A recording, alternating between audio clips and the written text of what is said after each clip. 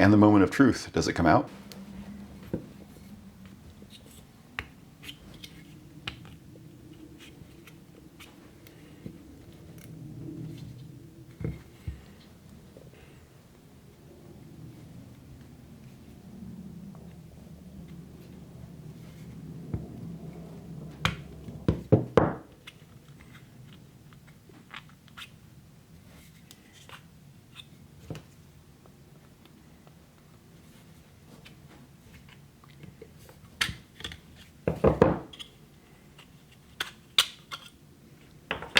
Well, that's awesome. This looks like a great handle mold. Hi, I'm Kent. I've been working on a 3D printed handle mold, and it looks like I've finally figured it out. In the last few videos, I've been bringing you along on my journey. I've made a few 3D printed molds for handles, and with those, I've made some plaster molds. Unfortunately, I didn't have a ton of luck.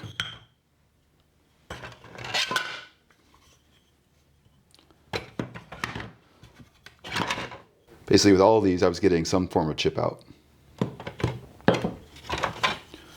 I did manage to get a couple that were marginal. They still have a little bit of chip out, but it wasn't crazy, not like the first attempts. I went ahead and slip cast a couple of handles in those and cleaned them up manually just to see how they would work. And here's what I got. The handles turned out reasonably well. However, I knew that the flash in these molds is not something I wanted to deal with on a regular basis. Using what I learned from these molds and these plaster attempts, I went back and did a few more redesigns.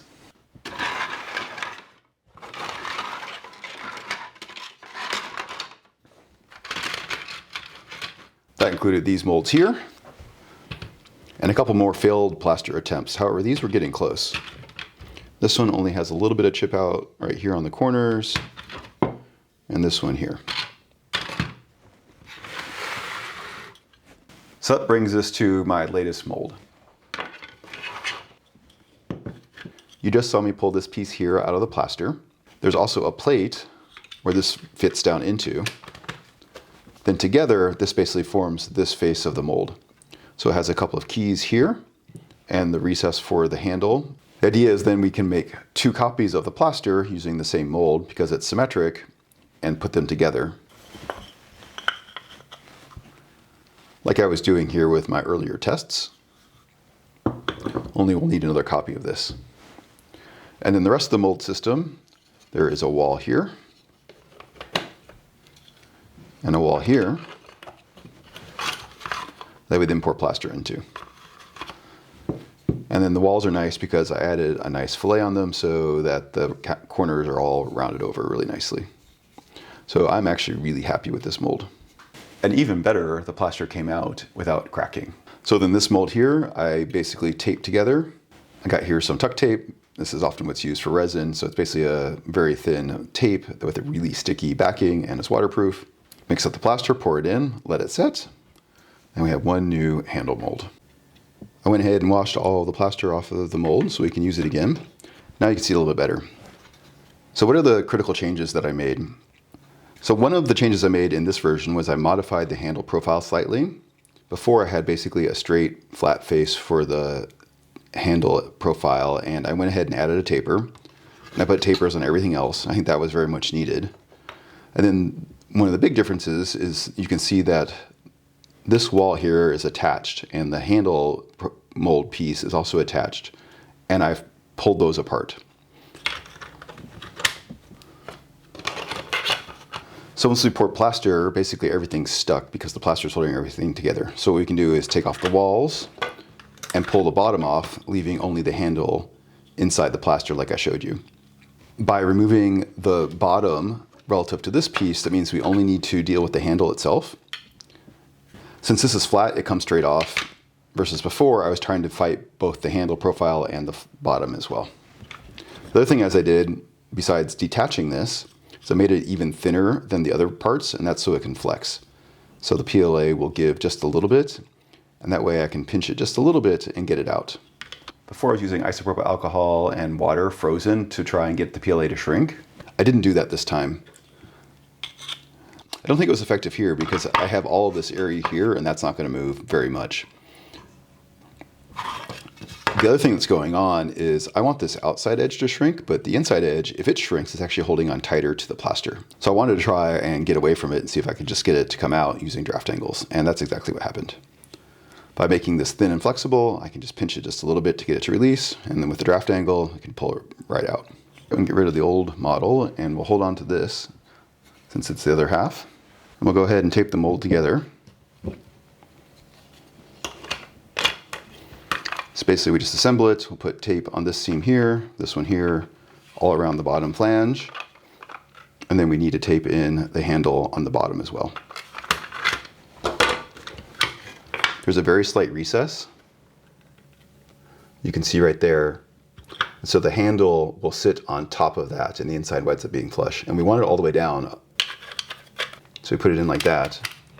And then from the other side, you want to make sure there's no gap, that it's fully seated. So what I've been doing is I've been taping this down first.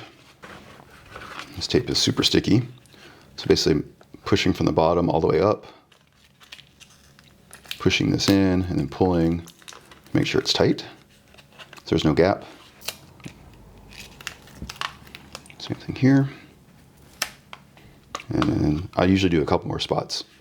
This is only friction fit. It's not a straight line, so the plaster kind of has to work its way around this corner.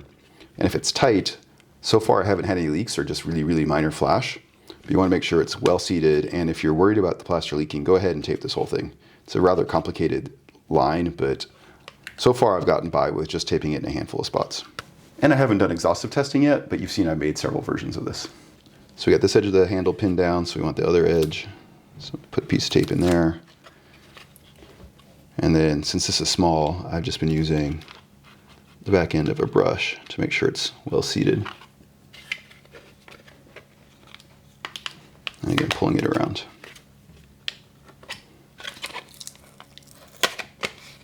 All right, something like that. So again, the handle's well seated and everything's flush on the inside here. If it's not, it'll be askew, and when the two halves come together, if one of the handles is in the wrong spot, either it's sticking up or off to the side a little bit, that means you will have a weird seam line. So next to the two walls, these are similar, but not exactly the same. So this has a fillet on it, so we get a nice rounded corner. However, on this side, there's some cutouts for the handle screws. Some registration pins. Just goes like that. Then you need to tape this seam here and then all around the bottom.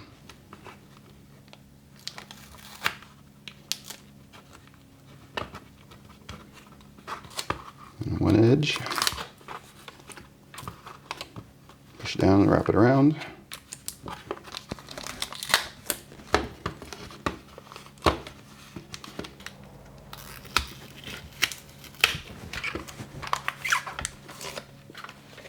All right, there we go, and the mold is all ready. Got tape kind of everywhere. It doesn't need to be pretty, it just needs to hold back the plaster long enough for it to set. I went ahead and measured this out, and I've been mixing up basically half a liter of plaster. So it means I need 500 grams by dry weight of the plaster, and for 70 to 100 ratio, it means I need 350 milliliters of water. So we go ahead and get that, and we will mix the plaster. All right, here's the plaster, and here's the water. Basically, you want to take the dry and put it on the wet. And for best results, you really want to sprinkle the plaster on very slowly so that it can hydrate. And recently I picked up a new toy to help with that. This is a sifter. It's actually meant for flour. Now it's only for plaster. So it's got a little motor and it vibrates back and forth and it basically sprinkles the plaster down onto the water.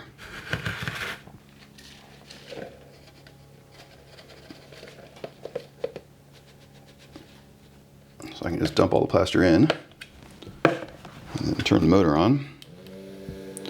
And it rains down. Now it slakes for 3.5 minutes. All right, and now we mix for 4.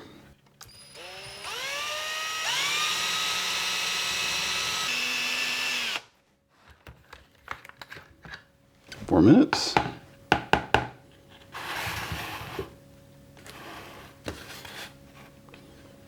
And let's try to pour a long, thin stream.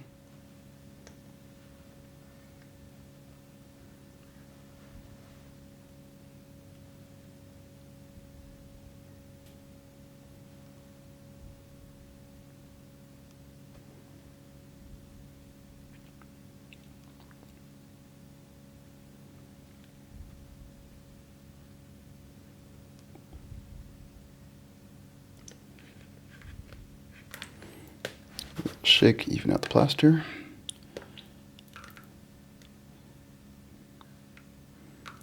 Just to the top. And we got a bit of extra plaster. Tap it just in case there are any bubbles.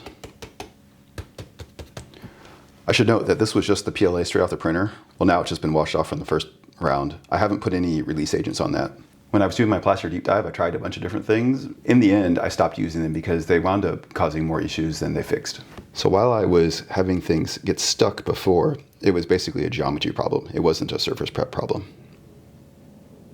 Pop that bubble. All right, cool. All right, so this will go ahead and set. Takes less than half an hour.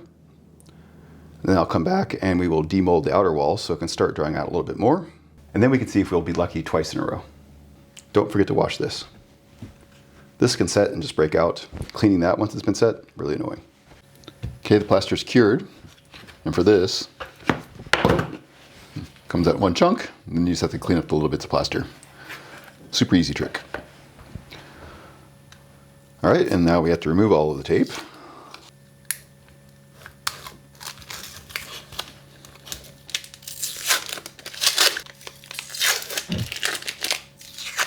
So there are all the walls. You'll notice we didn't have any plaster leak out the bottom. I do this on something that is okay to get plaster on, just in case. So sticky.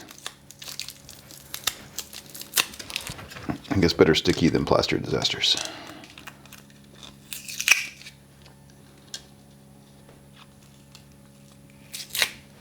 So now we can take this apart. So the order of operations is to flip it over and pull the bottom off because there's nothing holding that on.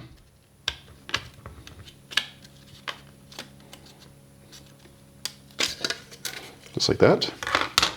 And you can see the handle is protruding just a bit past the plaster surface because there's that recess there. Now for the outer walls, we can just pull them from the side. Can't pull them up or down because there is the fillet there. Makes this nice rounded corner. This one, same thing. Let's pull from the edge. So there's usually a little bit of plaster that leaks here between the handle mold and the wall, but that's fine since this is sealed. And I just take a knife here and clean it up a little bit. And there's usually a little bit of flash, so there's some here. Very little. And then usually a little bit on the edges. All right, just like that. I'm gonna go ahead and let this dry for a while longer, maybe another hour. Now there's more faces exposed, some more moisture can evaporate, and that way we can make sure that it's as hard as it's gonna get before it basically finally cures. So having the thin PLA for the walls means I can kind of manipulate it here and bend it and flex it a little bit. These corners not so much, that's just the geometry. And then just start to pull it up a little bit.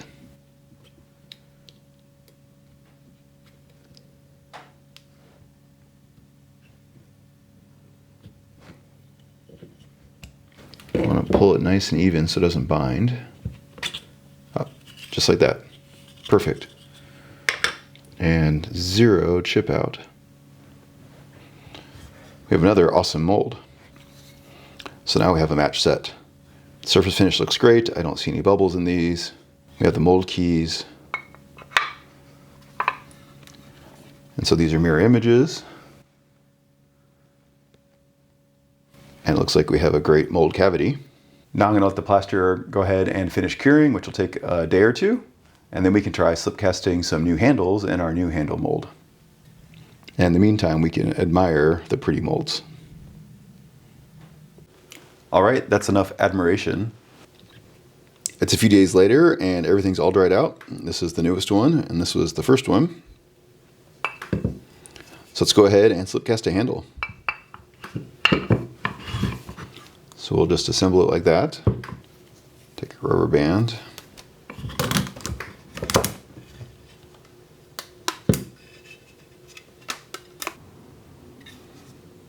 There we go, make sure all the pieces are aligned. That looks good to me. And I just mixed up my slip and put a little bit in this cup here so I can pour it in. And one of the changes I made is that these sprues are bigger now, so I don't think I'll need to top them off.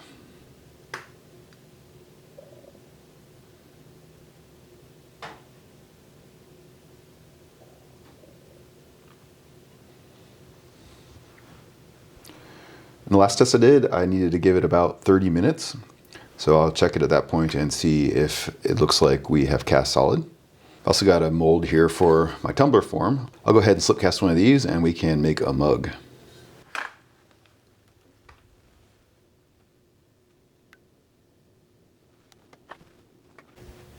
I just dumped the slip out of the pot and it looks like we're still above the sprue level here. Let me dump out the rest of the slip. There we go. I think we're close to being cast solid.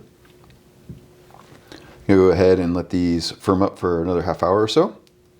Then we can crack open our handle mold and see how we did. Ready to demold.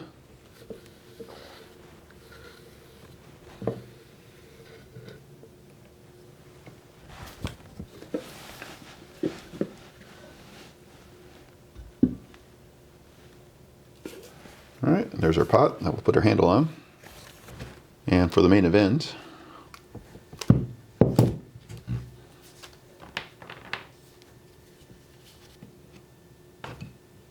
there we go. It's looking really good. Got a tiny little bit of flash here around it, but way better. While it's supported, I found it easy to go ahead and cut off the sprue. Be careful not to cut into the plaster.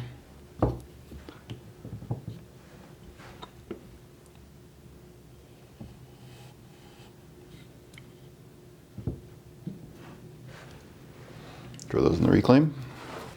All right, we should just be able to gently pull this out. Just like that. And we've got a seam line, but it is tiny. That's awesome. So that's straight out of the mold. Both sides. A little bit of sponge, and that's going to be really good. Let's go ahead and attach it. So to do that, you want to carve basically an arc that's more or less the profile of your pot.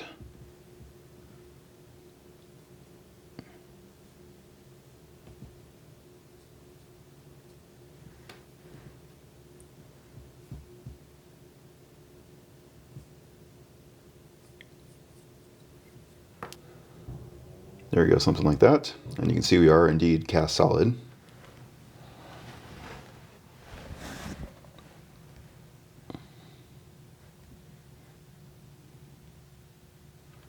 And we'll want to put it on more or less like that. So I've been using a little bit of my slip and a brush and just painting on the slip. Nice coat on it.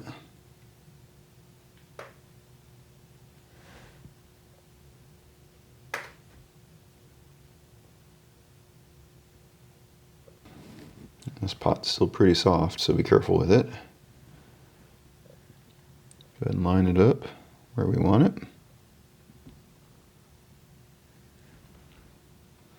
And then gently squeeze it down.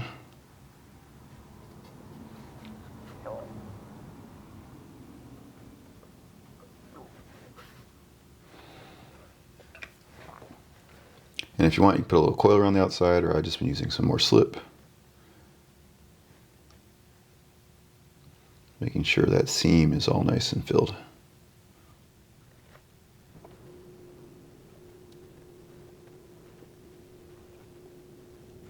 There we go, one handle. Give it another little squeeze just to make sure. Got a little too much slip down here. All right, from here, basically let it set up and get a little bit more firm. Go to leather hard. And then take a sponge and clean it up. We can clean up the seam line, clean up the attachment point, clean up the rim, and then we have a mug with our brand new handle. One of the other tricks is to go ahead and cover this with plastic loosely so that basically all the water levels homogenize. So the wet slip there, the solid cast handle, and the pot all basically can equalize. That way we have the best chance possible for the handle to stay stuck on. And our mold performed great. Just a little bit of flash here. Rub off the excess clay. Go ahead and reassemble it. Put the rubber band back on and go ahead and let this dry out. And from there, keep making more handles. These plaster molds turned out well. I think the only little fiddly bit is pulling out the inner mold. If you're playing along at home, Just be careful pulling this out so you don't chip out that plaster. And here they are all finished. I went ahead and made several using that mold, and now we have finished handles. These turned out really well. No issues with the attachment.